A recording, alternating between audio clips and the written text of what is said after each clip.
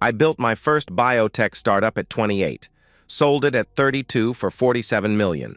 The second one went for 86.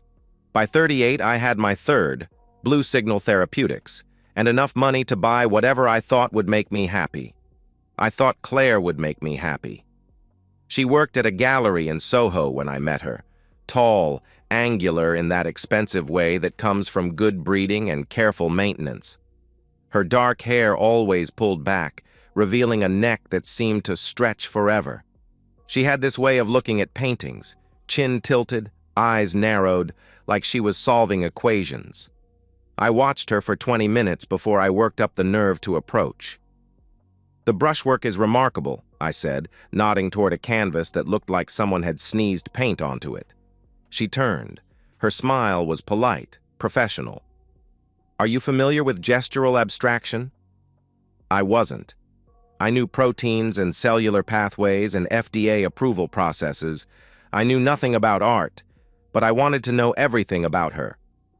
"Not particularly," I admitted, "but I'd like to learn." That was the truth. I wanted to learn everything she could teach me. How to appreciate beauty for its own sake. How to move through the world with that kind of quiet confidence. How to fill the spaces in my life that money couldn't touch. Our courtship was methodical. Dinner at restaurants she chose. Gallery openings where I stood slightly behind her, listening to conversations about provenance and technique. She never reached for my hand first, but she didn't pull away when I reached for hers. When I proposed, she studied the ring, a 3-carat emerald-cut diamond, with the same careful attention she gave paintings. "It's beautiful," she said finally. "Is that a yes?" Another pause. "Yes, Caleb." It's a yes. I should have noticed the calculation in that pause, the way she examined everything, including me, like she was determining value. But I was 34 and successful and lonely in ways I couldn't articulate. I wanted a wife. I wanted a family. I wanted someone to share the fortune I'd built. Claire gave me what I wanted, in precise measurements. Our wedding was elegant. 200 guests at the plaza. Claire wore her grandmother's pearls and looked stunning in photographs. She danced with me during our first song, her hand light on my shoulder, her smile camera-ready. When people complimented us on how perfect we looked together, she squeezed my arm and thanked them graciously. Perfect. That word followed us everywhere. The first 2 years of marriage felt like an extended audition. I was learning to be a husband, and Claire was learning to be a wife. She redecorated our apartment with pieces from galleries she knew. I bought whatever she suggested. She planned dinner parties with couples from her world, art dealers, collectors, trust fund babies who'd never worked a day but spoke eloquently about creativity and vision. I learned to nod and smile and write checks to the right causes. Claire was good at being married. She remembered important dates, selected thoughtful gifts, maintained our social calendar with military precision. She was an excellent hostess, a knowledgeable dinner companion, a beautiful woman on my arm at charity galas. On paper, we were everything a successful couple should be. In private, we were two people living adjacent lives. She had her studio in the spare bedroom where she painted, abstract pieces that she never showed me until they were finished. I had my office where I worked 16-hour days building Blue Signal. We met for breakfast and dinner, shared a bed, made love on a schedule that felt comfortable rather than passionate. It wasn't unhappy. It was organized. Then Lena arrived. Claire was 36 when she got pregnant. We'd been trying for 8 months, and I'd started to worry. Not about fertility, the doctors said we were both fine, but about whether Claire truly wanted children. She approached pregnancy the way she approached everything else, with careful research and meticulous planning. She read books about fetal development, hired a nutritionist, practiced prenatal yoga. She documented everything in a leather journal, tracking weight gain and doctor's appointments with the same precision she used for gallery inventory. But when they placed Lena in my arms for the first time, something shifted. Not in Claire. She smiled and said all the right things and looked radiant in the photos. In me. This tiny person with her mother's dark hair and what I swore were my eyes, and suddenly I understood what love actually meant. I'd thought I loved Claire. I'd confused admiration with love, desire with devotion. What I felt for this baby was something else entirely. Something that made my chest tight and my hands shake. Something that made me want to be better than I'd ever been. Lena was perfect. She slept through the night by 3 months. She smiled early, laughed easily, reached her milestones ahead of schedule. Claire was an excellent mother, organized, attentive, protective.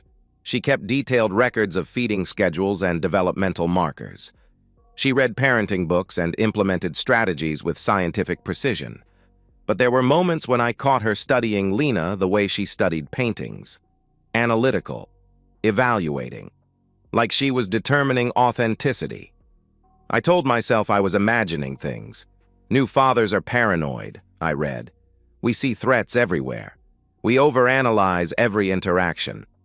Claire loved Lena. I could see it in the way she held her, the way she sang to her during bath time, the way she decorated the nursery with hand-painted murals of woodland creatures. Still, something nagged at me. Nothing I could name, nothing I could point to. Just a feeling that grew stronger as Lena grew older. Claire traveled more after Lena turned 2. Gallery business, she said. Research trips to museums in Paris and London, art fairs in Miami and Basel. She was establishing herself as a serious curator, building a reputation that would open doors for the gallery. It was important work. I understood that. I stayed home with Lena and the nanny. We had elaborate tea parties with her stuffed animals. I taught her to identify different types of clouds from her bedroom window. She called me Daddy in a voice that made everything else in my life seem secondary. When Claire was gone, Lena seemed more relaxed, more herself. She laughed louder, asked more questions, wanted to help with everything I was doing. When Claire returned, something in Lena would quiet. Not sadness exactly, more like caution. Maybe she's just adjusting to having mommy back, the pediatrician suggested when I mentioned it. Some children need time to transition between caregivers. I wanted to believe that. I wanted to believe a lot of things. By the time Lena turned 5, Claire's trips were lasting longer. 10 days in Europe became 2 weeks. 2 weeks became 3. She always had reasons. Gallery acquisitions required extensive vetting. International collectors needed face-to-face meetings. Art fair negotiations couldn't be rushed. Her explanations were detailed and convincing. Lena started asking when Mommy was coming home. Not sadly, just matter-of-factly, the way she asked when dinner would be ready or whether it was going to rain. I realized she'd learned not to expect too much from Claire's presence. I'd learned the same thing, though I hadn't admitted it yet. The night before Lena's 6th birthday, I sat in her room watching her sleep. She'd insisted on pigtails that morning, and they'd come partially undone during the day, leaving her hair messy across the pillow. Her breathing was soft and even. Her hands were curled into small fists under her chin. This was my daughter. This was the person I loved most in the world. This was the reason I worked so hard, saved so much, planned so carefully for the future. I should have been perfectly happy.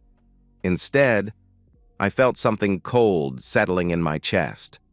A question I didn't want to ask, a truth I didn't want to see.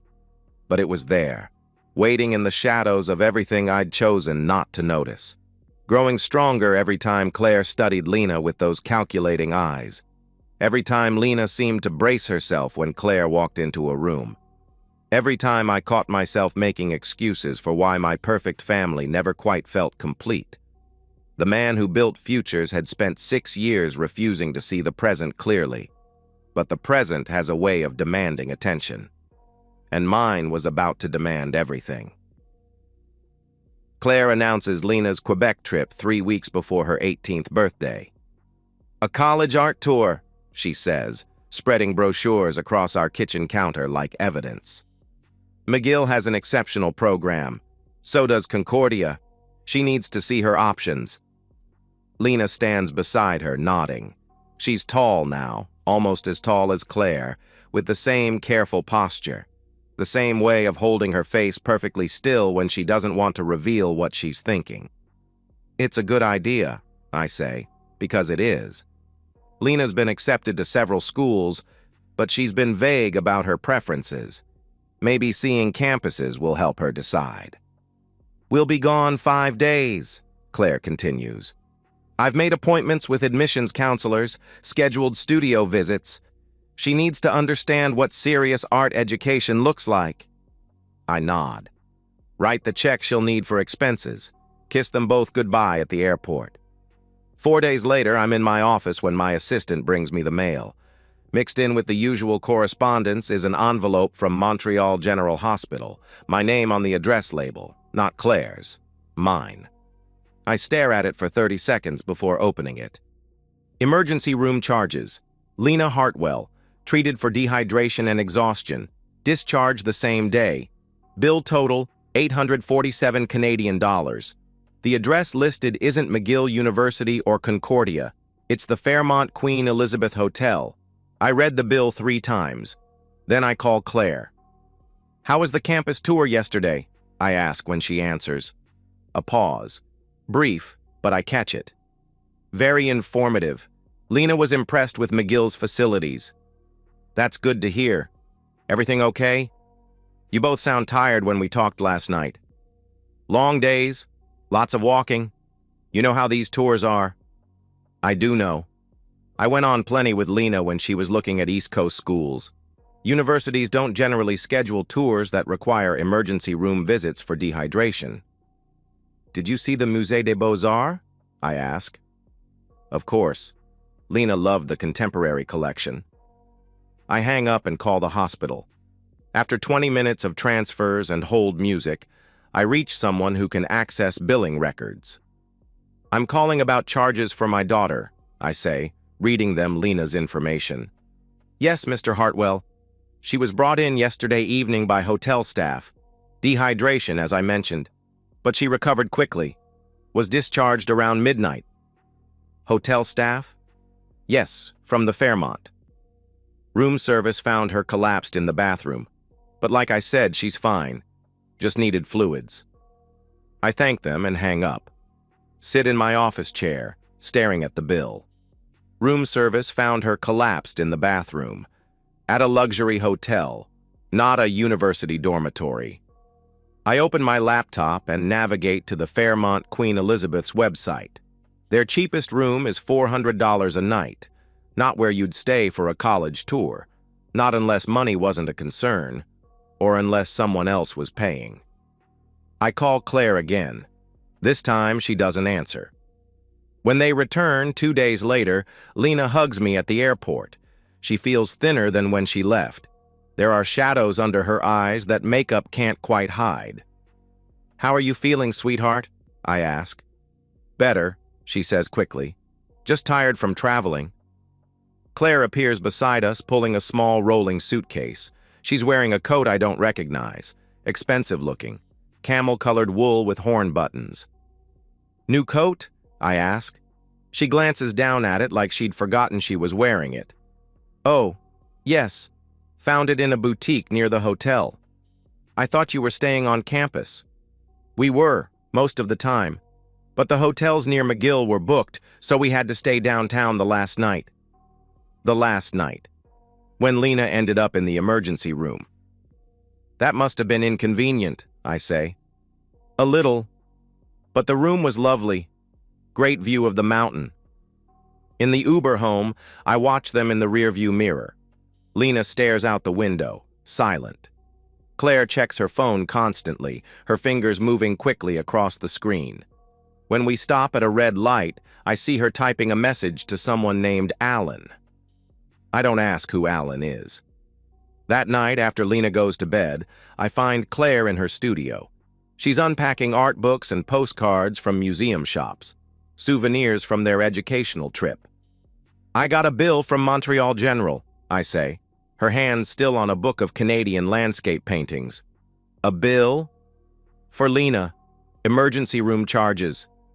She sets the book down carefully. Oh, that. She got a little dehydrated on our last day. Too much walking, not enough water. I should have mentioned it. The bill was sent to a hotel address. Like I said, we had to stay downtown the last night. The campus accommodations fell through. Her voice is calm, reasonable. The same tone she uses when explaining gallery acquisitions to potential investors. But she won't look at me directly. "Who's Alan?" I ask. Now she looks at me. "Alan? You were texting someone named Alan in the car." A long pause. Too long. "Alan Rowe. He's a dealer I know from Montreal.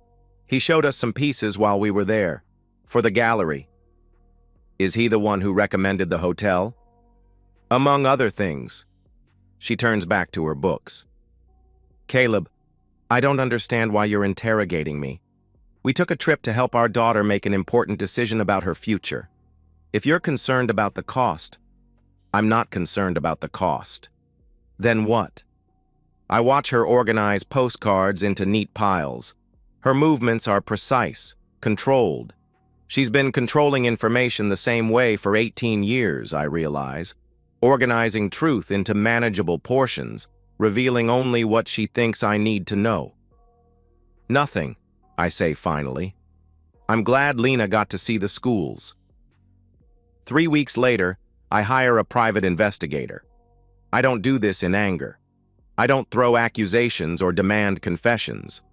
I approach it the way I approach everything else, methodically, analytically, like a scientist examining a hypothesis that needs testing. The investigator's name is Rachel Santos. She used to work for the FBI. Her office is small and impersonal, furnished with gray metal desks and filing cabinets. She listens to my concerns without judgment, takes notes in a leather portfolio. "I need to know if my wife is having an affair," I tell her. "What makes you think she is?" I explain about the trips, the hotel bills, the phone calls, the way Claire looks at me now, like she's calculating something, the way Lena seems to be carrying a secret that's too heavy for her. "How long has this been going on?" "I don't know. Maybe years. Maybe longer than that." Rachel nods. "We'll start with recent activity. Financial records, travel documents, communication patterns. If there's something to find, we'll find it." She calls me 6 weeks later. "We need to meet," she says. Her office feels smaller this time. Or maybe I feel larger, taking up more space now that I know what I know. Rachel has 3 manila folders arranged on her desk. She opens the first one without preamble. "Your wife has been having an affair with Alan Rowe for approximately 4 years, she says. "He's married, lives in Montreal, owns 2 art galleries. They meet during her business trips, but also at hotels in New York when he's here on business." She slides photographs across the desk. Claire and a man I don't recognize entering the Plaza Hotel. Claire and the same man at a restaurant I've never been to. Claire kissing him goodbye outside what looks like an apartment building. Rachel continues. "The Quebec trip wasn't about colleges. Your daughter was there, but she spent most of the time alone while your wife was with Mr. Rowe. Based on credit card records, they had dinner together every night. Your daughter ate room service in a separate room." I study the photographs. Claire looks happy in them, relaxed in a way I haven't seen in years. Rachel opens the second folder. "There's more," she says. "Financial irregularities. Your wife has been transferring money to an account in her name only. Small amounts over several years, but it adds up to about $180,000. "For what?" "We're not sure. The account is used for art purchases, but the pieces aren't listed in your home insurance policy. They may be gifts for Mr. Rowe, or she may be planning to leave and wants liquid assets." I nod. None of this surprises me. It should, but it doesn't. It feels like confirmation of something I've known without knowing for a very long time. Rachel hesitates before opening the third folder. "There's something else," she says. "About your daughter." She slides a single document across the desk. DNA test results. Lena's genetic profile compared to mine. Probability of paternity, 0%. I read the numbers 3 times. They don't change. We used samples from hairbrushes, Rachel explains quietly. Court-ordered tests would require more formal procedures, but these results are definitive. Lena is not your biological daughter. I set the document down carefully. My hands are steady, which surprises me. My voice is steady too when I speak. How long have you known? We got the results yesterday. I wanted to verify them before. No. How long have you suspected? Rachel studies my face. From the beginning. Your wife's behavior patterns suggested long-term deception, not just a recent affair. When someone lies about one fundamental thing, they usually lie about others. I gather the photographs and documents into a neat stack. What do I owe you? Mr. Hartwell, I know this is... What do I owe you? She tells me. I write the check. Thank her for her thoroughness. In the elevator down to the parking garage, I feel something I haven't felt in 18 years. Clarity. The kind of cold, clean understanding that comes when you finally stop pretending not to see what's directly in front of you. I drive home through afternoon traffic, the manila folders on the passenger seat beside me. When I stop at red lights, I don't think about Claire or Alan Rowe or how long this has been going on. I think about Lena, the daughter who isn't my daughter, the child I raised and loved and would have done anything to protect. The child who's been carrying this secret her entire life. By the time I reach our driveway, I know exactly what I'm going to do. I don't confront Claire. I don't rage or demand explanations or throw the photographs at her feet. Instead, I go to my office and retrieve a document I haven't looked at in 7 years. The post-nuptial agreement. Claire signed it during my lymphoma treatment when I was 39 and scared I might die. My lawyers had insisted on updating our estate planning, and Claire had agreed to the post-nup without argument. She was caring for me then, driving me to chemotherapy, sleeping in hospital chairs, holding my hand while I vomited into plastic basins. I thought she signed it out of love. Now I realize she signed it because she thought I was dying and didn't want to complicate her inheritance. I spread the document across my desk and read every clause.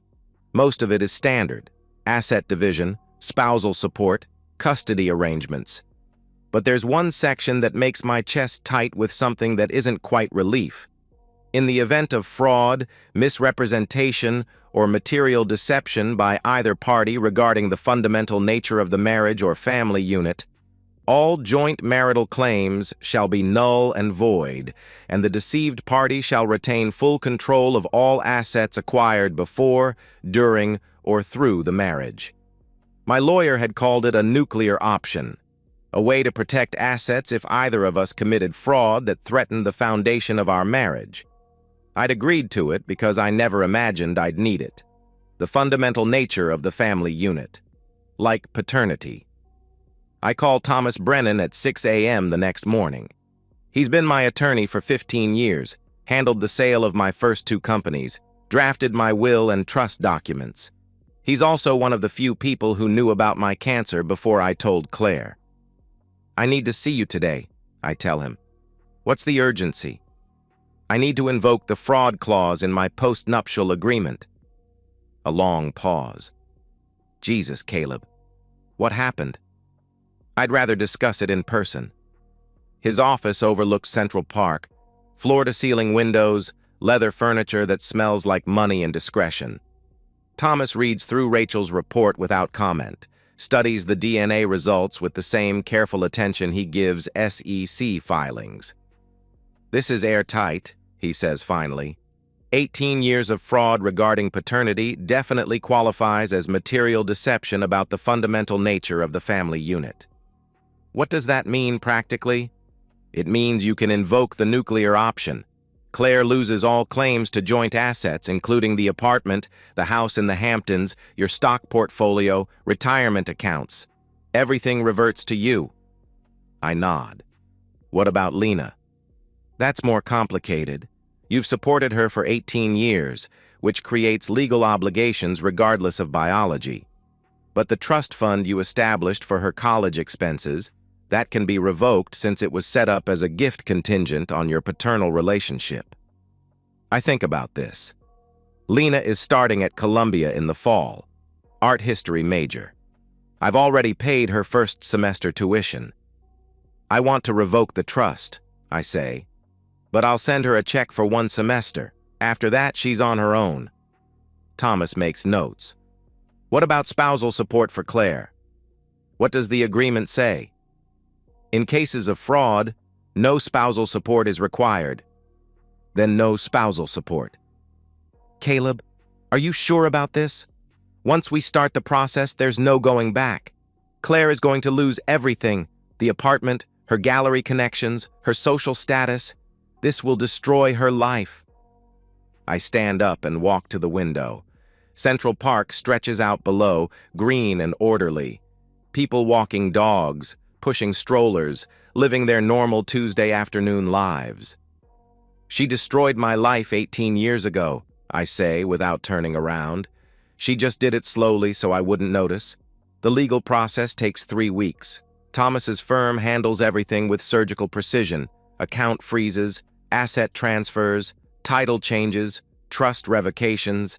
It's all done quietly through law offices and bank statements and official notifications. I don't tell Claire what's happening. I go to work, eat dinner with my family, sleep in the same bed I've shared with her for 18 years. The only difference is that I watch her differently now. Not with suspicion or anger, but with the clinical detachment of a scientist observing a specimen. She doesn't know her world is ending. She checks her phone at dinner, probably texting Alan Rowe. She discusses Lena's college plans with the same careful enthusiasm she's always shown. She kisses me goodnight and curls up on her side of the bed like nothing has changed. Everything has changed. On a Thursday morning in June, 3 days after Lena's graduation party, Claire tries to use her credit card at Bergdorf Goodman, and it's declined. She calls the bank from the store and learns that all our joint accounts have been frozen pending legal review. She comes home white-faced and shaking. Caleb, there's something wrong with our accounts. The bank won't tell me anything except that there's a legal hold. I'm in my office, reviewing quarterly reports for Blue Signal. I look up from my laptop like I'm mildly concerned instead of completely prepared. A legal hold? That's strange. Did you call Thomas? I tried. His secretary said he'd get back to me. I'm sure it's just a paperwork issue. These things happen with high net worth accounts.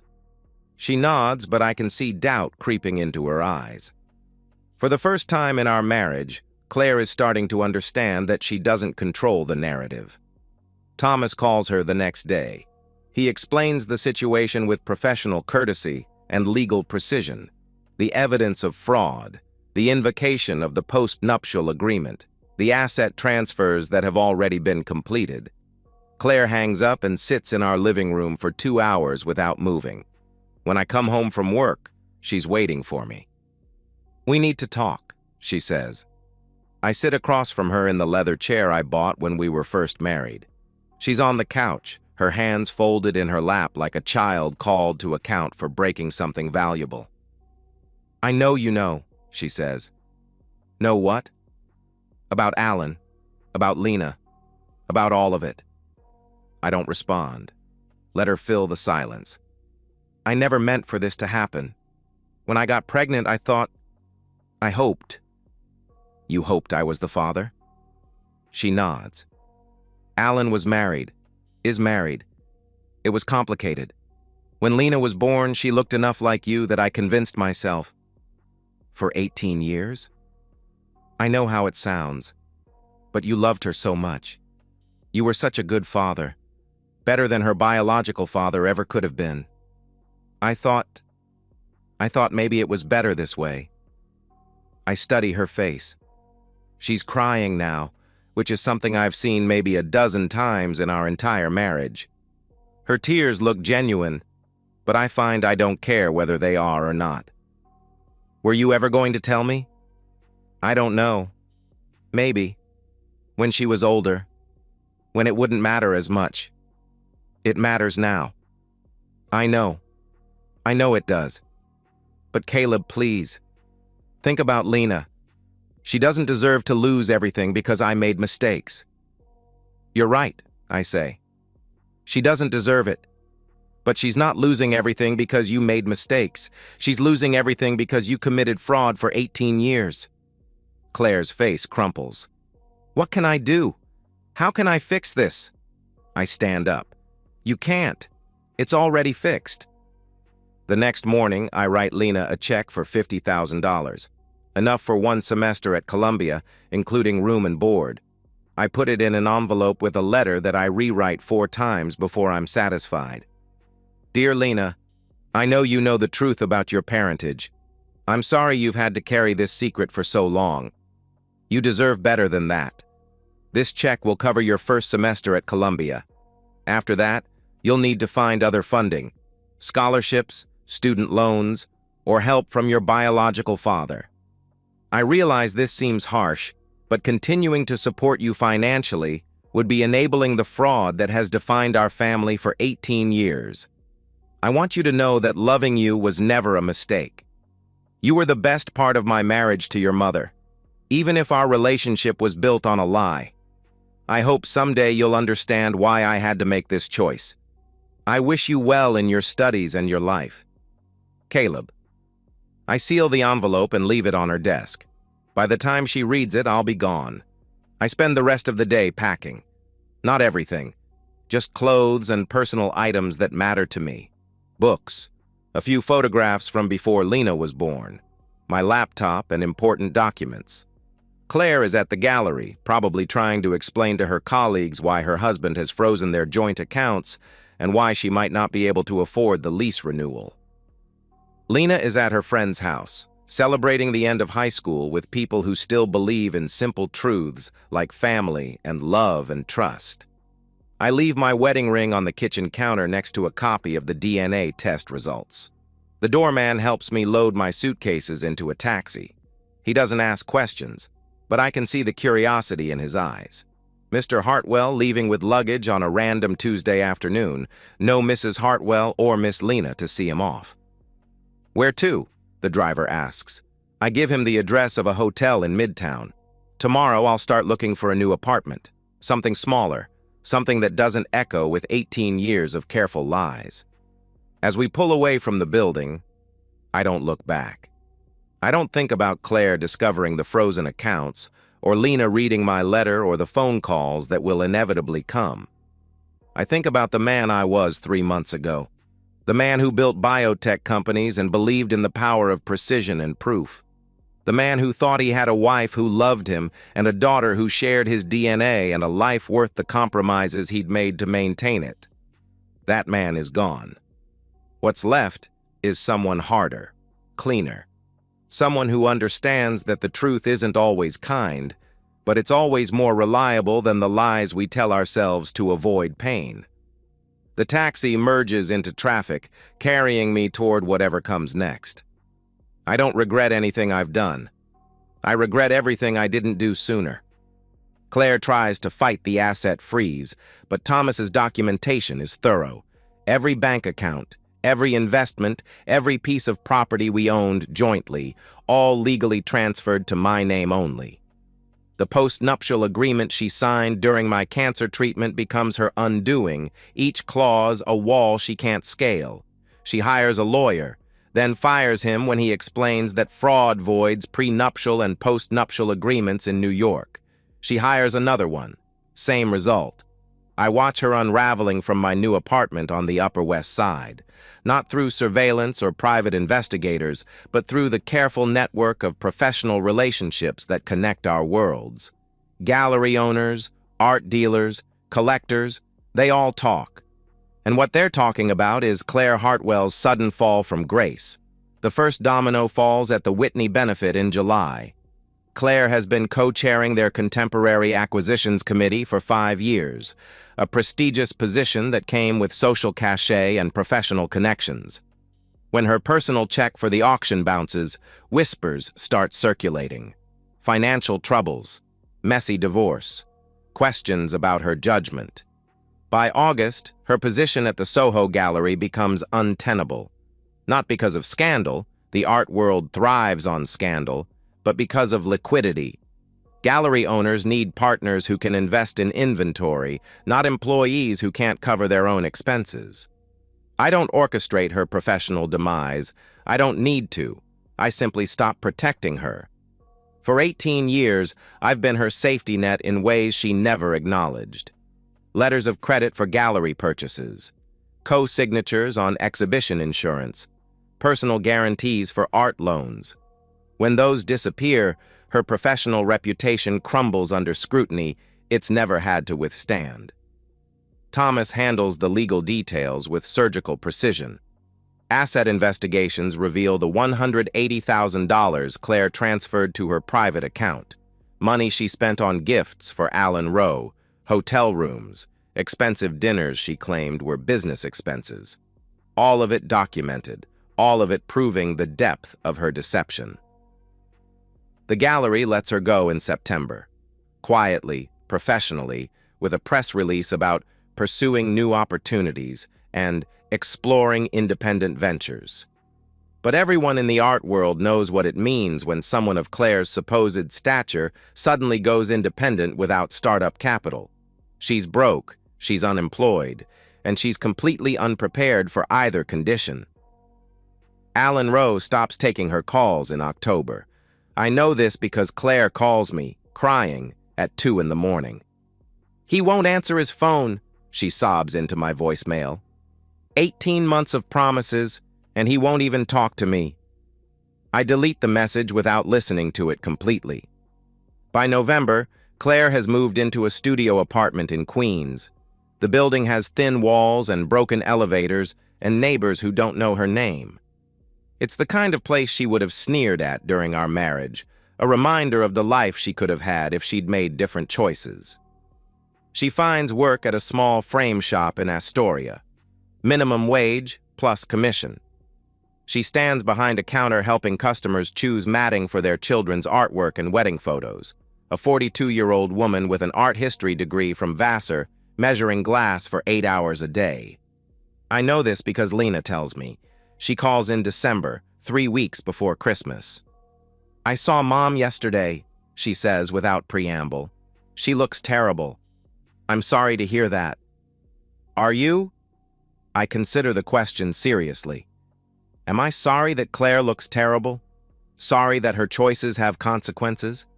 Sorry that the woman who lied to me for 18 years is finally experiencing the kind of powerlessness I felt every time she traveled to Montreal? "No," I say finally. "I'm not sorry." Lena is quiet for a long moment. She's living in a place that barely qualifies as an apartment, working retail, eating ramen noodles for dinner. "How's school?" "Don't change the subject." "I'm not changing the subject. I'm choosing a different one." "You destroyed her life." "She destroyed her own life. I just stopped subsidizing it." Another silence. Longer this time.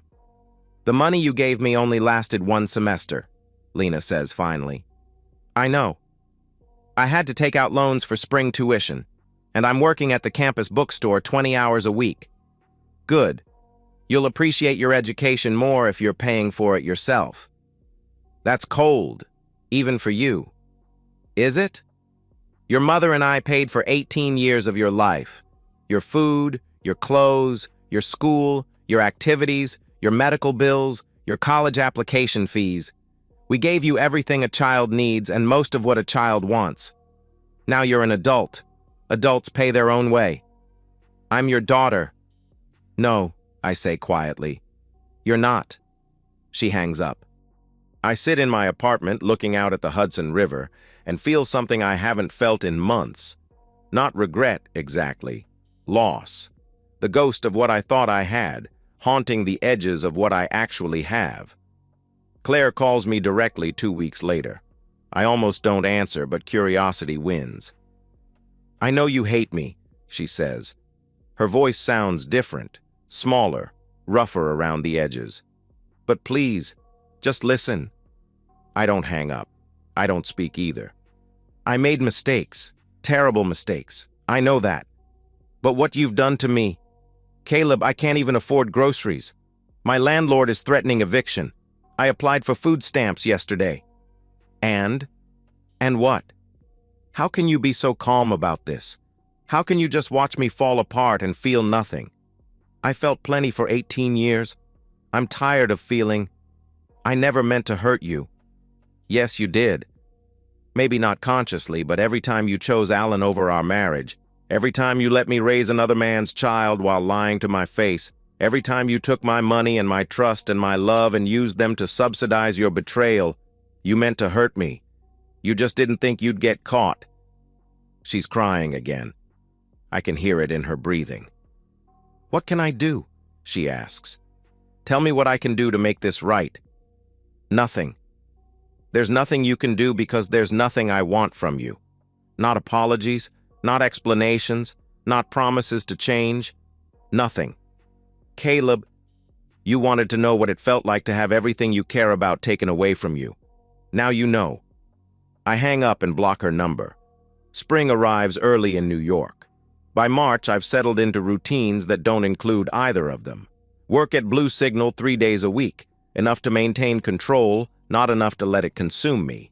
Reading in the evenings, long walks through Central Park, dinners alone at restaurants where no one knows my name or my story. It's peaceful in a way my marriage never was. No schedules to coordinate, no social obligations to fulfill, no secrets to pretend not to see. I wake up when I want to wake up. I eat what I want to eat. I spend my money on things that actually make me happy instead of maintaining the illusion of happiness. The divorce is finalized in April. Claire doesn't contest anything. She can't afford to contest anything. The decree is 15 pages of legal language that boils down to a simple truth. She gets nothing because she deserves nothing. Thomas calls to tell me it's finished. How do you feel? He asks. Free, I say, and realize I mean it. 2 weeks later, I get a call from Lena's dean of students at Columbia. She's failing 3 classes, missed too many shifts at her campus job, and owes $3,000 in unpaid tuition fees. She's listed you as her emergency contact, the dean explains. We wanted to reach out before we have to dismiss her from the program. Have you spoken to her mother? We tried. The number we have is disconnected. I think about this. Lena, struggling through organic chemistry and art history seminars while working 20 hours a week to pay for ramen noodles and textbooks. Watching her GPA crumble under the weight of financial stress I could eliminate with a single phone call. What happens if she's dismissed? She'd lose her student visa status, since she's not a citizen. She'd have to leave the country or find another way to maintain legal status. Lena was born in Montreal during one of Claire's research trips. Another lie I should have questioned 18 years ago. I see, I say. Thank you for calling. I don't write the check. By May, both Claire and Lena have disappeared from my immediate orbit. No calls, no texts, no mutual friends reporting their whereabouts or conditions. They've become ghosts, people who once shaped my daily life but now exist only in the peripheral awareness that they're somewhere in the world, dealing with consequences I set in motion. I should feel guilty about this. A year ago, I would have felt guilty. The man who raised Lena from birth, who taught her to read and drive and think critically about the world, would have been horrified by his willingness to let her fail. But that man was living a lie. This man, the one who knows exactly where he stands and why, feels something closer to relief. Justice isn't always kind, but it's always honest. And after 18 years of lies, honesty feels like the only luxury worth having. I buy a house in Amagansett 6 months after the divorce is finalized. Nothing pretentious, just a weathered cedar cottage 2 blocks from the beach, with large windows and a small garden that needs work. The kind of place where you can hear the ocean at night and watch storms roll in from the Atlantic. I'm 54 years old and starting over. Most men my age are worried about college tuition and retirement planning and keeping marriages intact. I'm learning to live with silence. The house came furnished with pieces the previous owner couldn't take. A kitchen table scarred by decades of family dinners, bookshelves lined with paperbacks, a porch swing that creaks in the salt wind. I keep most of it. There's something honest about furniture that shows its use, chairs that sag in the right places, rugs worn soft by other people's lives. I work from home now, consulting for biotech companies that need expertise in FDA approvals and clinical trial design. It's engaging enough to pay the bills and simple enough to leave time for other things. Reading, walking, learning to cook for one person instead of three. The loneliness hits in waves, usually in the evenings when the house grows quiet and the ocean sounds like white noise. I miss having people to talk to about small things, whether it's going to rain tomorrow, what to watch on television, whether the basil in the garden is ready to harvest. I don't miss Claire exactly, but I miss the idea of companionship that she represented before I knew better. I miss Lena more, but not the Lena who exists in the world now. I miss the 6-year-old who built blanket forts in the living room and asked me to read the same story 3 times in a row. The 10-year-old who collected shells on the beach and made me identify cloud formations. The 14-year-old who still hugged me goodnight even when she was too cool for most parental affection. Those memories feel like artifacts from someone else's life now. Precious, but untouchable. Evidence of love that was real even if the foundation beneath it was false. In August, I run into Dee at the farmer's market in East Hampton. She's buying tomatoes with her husband, looking prosperous and content in the way that money and good weather and stable marriages make possible. "Caleb," she says, her voice carefully neutral. "How are you?" "I'm well. You?" "Good. We're good." She glances at her husband, who nods politely and moves toward the corn stand, giving us space for a conversation he probably doesn't want to hear. "I heard about Claire," Dee says when we're alone. "And Lena. I'm sorry. Are you?" She studies my face, looking for something. Bitterness, maybe.